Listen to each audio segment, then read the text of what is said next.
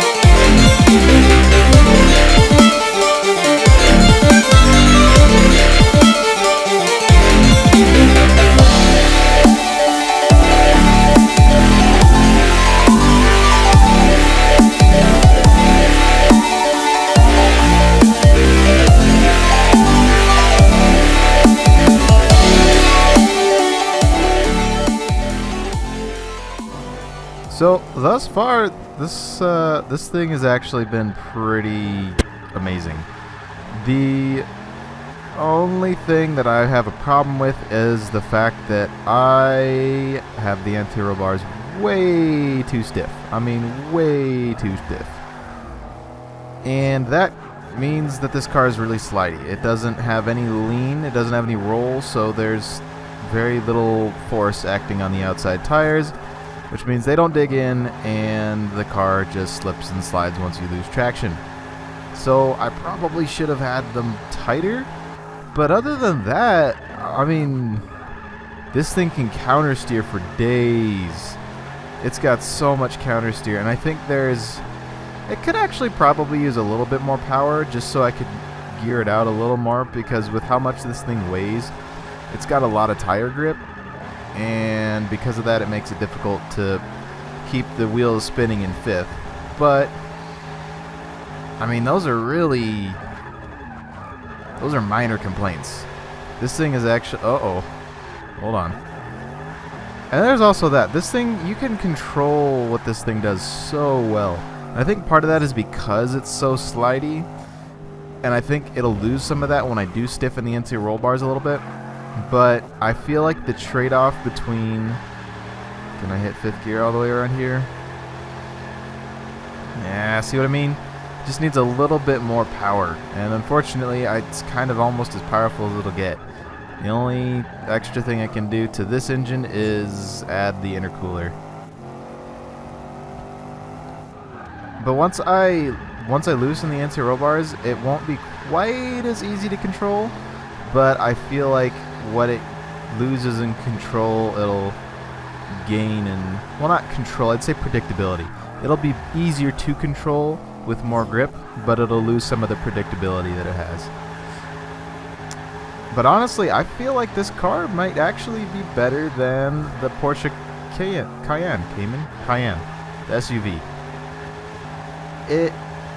I don't know. I think it sounds better. This thing, actually, I don't know. That Cayenne sounded really good. I might have to do a head-to-head between those two cars, because this thing is really good. It's definitely better than the Escalade, the BMW X5. But that's a hard one. Is it better than the Cayenne? I think we have a future video, ladies and gentlemen. We're going to have to find out which of these two SUVs is better.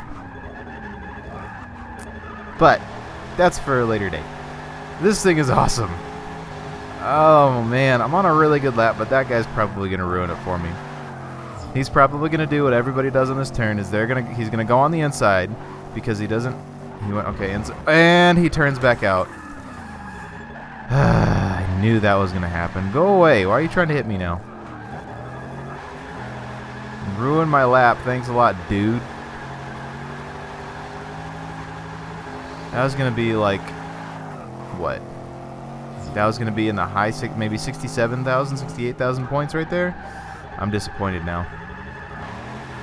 But anyways, to answer this, whether or not this car drifts, hell yeah, it drifts. Yes, it drifts. It does drift. It is the opposite of the bowler. This thing is fantastic, and it's definitely worth my time to, tune it and see where it goes, because I feel like this thing could be absolutely awesome if I put a little bit more time in it. It needs a little bit of love. Needs a little bit of love. But other than that, there's nothing really else to say. This thing is awesome. It's easy to control. It gets a lot of angle, and it sounds great. So, with all that being said, thank you all very much for watching. Make sure you leave a like or a dislike depending on what you thought. Subscribe if you want more. And I will see you all in the next video. Ah, he fell for it. Oh, Captain Boner. But I still distracted somebody with him. I like the hollow guy. Pretty good.